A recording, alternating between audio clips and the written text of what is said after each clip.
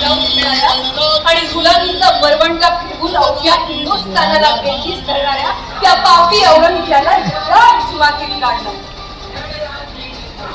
सारेच लगाम मोकळे झाले.